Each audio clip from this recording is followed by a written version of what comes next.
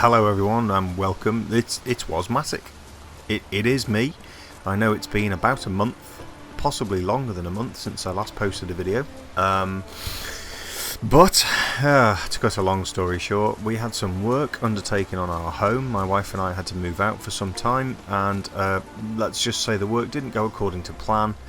And it's taken about 6 weeks now to have the work completed, and we are the workmen left, the last tranche of workmen left about 10 minutes ago. So the first thing I did was got on here and made a video. So I can only apologise for having been away for so long, and thank you so much to all of those people who have stuck with me and stayed as subscribers to my channel. It was impossible for me to get anything done. So as a token of my gratitude, I'll be running a competition within the next month. And that will be a competition to win one of a number of different prizes, so stay tuned. If you haven't already subscribed, feel free to do so. That competition, as I said, there'll be prizes related to gaming and prizes probably you would want to have, but I'm going to save that and leave that as an announcement later on.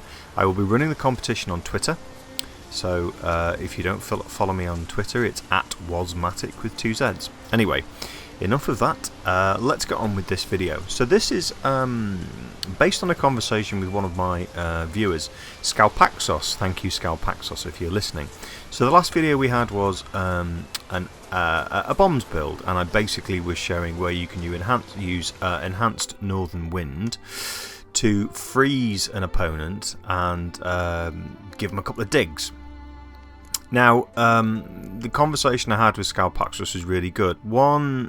Somebody pointed out, I think it might have been Scalpaxos, I would have been better to have run with Rend, the really strong attack, to get a really good big critical hit on in one go when the foe's frozen. And I think that's a fair comment. So if I was going to redo this build, I would make sure that I put points into getting Rend. Let me just show you very quickly. We'll go on to the build. So it would be worthwhile investing in getting just down to their Rend. So you use the enhanced northern wind, throw your frozen bomb in, run up, big swing, and then hit them for about 50% of their health, depending on what difficulty you play on.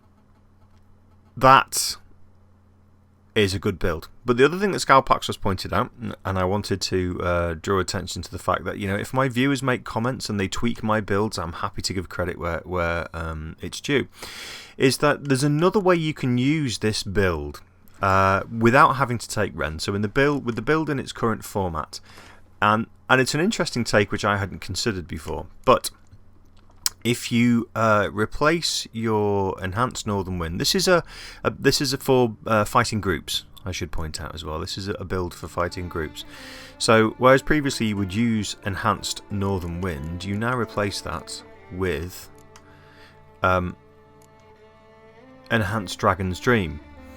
Now the premise of this build is that when you're fighting a group, and I'm about to have a go and use this build, I've only had a very quick go in the last sort of 10 minutes. Throw this enhanced dragon's dream down, releases a cloud of gas, and then you use your superior golden aureole, or aureole, however you pronounce it, where the poisons heal you instead of doing damage. So you're not only doing tick damage on a group of mobs attacking you, but you're also getting some heals in from it. Now, I play on Death March. Many of you have been asking recently what difficulty level I play on, and I play on Death March. Unless I'm doing a really particularly difficult build, then I will drop the difficulty down, because sometimes it's easier just to demonstrate for video purposes. So the premise is, you go in, you have your strong attacks, you throw in a poison attack, and you use your golden aureole as well. Now, the thing I will point out is, whilst the healing from superior aureole does work, it is very slow. So I'm actually enhancing this, as you can see here, with Ekimara decoction and Echidna decoction. And in short, these are vitality enhancing or regenerating decoctions. So your Ekimara decoction there is damage dealt, regenerates vitality. Interesting point, if anyone can tell me, poison damage. Does that poison damage regenerate vitality as well? If so, that's really good, because obviously you're damaging a large number of mobs. And then secondly, performing actions that consume stamina regenerates vitality. So there's an awful lot in here which is about keeping your vitality up. I would only ever use this build using heavy armor, which I am doing, and with a high alchemy vitality. So you can see in the bottom right there where it says vitality, I've got 13,206 hit points. On Death March you'd need that, and you'd need the heavy armor. So let's just quickly look at the build to remind you. I know it was on the last video, but so running the build, I'll just go through the trees here. So in Alchemy you want 5 out of 5 in heightened tolerance to increase your thresholds. You want steady aim from your bomb creation tree. I find that useful just to aim bombs. You want acquired tolerance again for your toxicity increases. Then over to the right you have efficiency in your bomb creation, increases the number of bombs. Tissue transmutation, that's for your vitality. And then 5 out of 5 in pyrotechnics. Now some people say that pyrotechnics isn't worth having. When you add up the details of having multiple bombs, or is it cluster bombs for example, with your bomb creation, so you're dealing an extra 150 damage in addition to the bomb's normal effects, and then you have each bomb breaking into, there you go, each bomb separating into 6 fragments, that's 6 times 150, it starts to become a little bit more palatable. Having said that, it's not a huge big damage bomb, but it will do a reasonable amount of damage.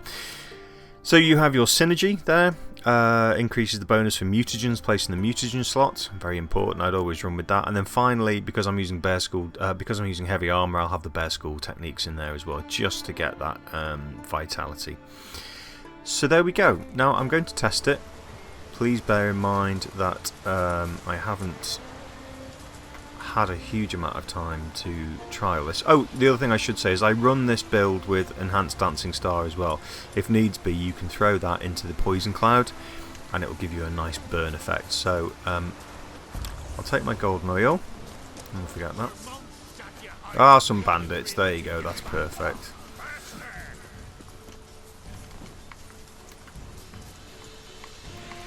Let's try that.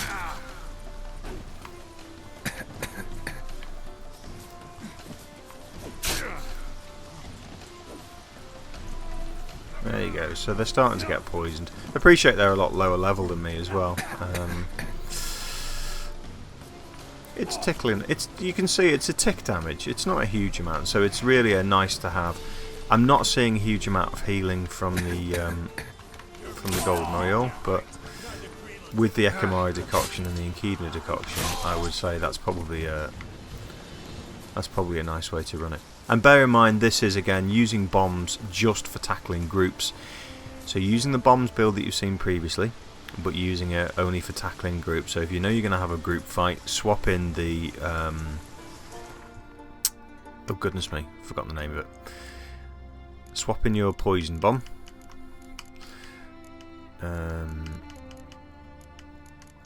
Swap in for enhanced dragon stream. And I used, like I said, I used enhanced dancing star as well because it can set the poison on fire.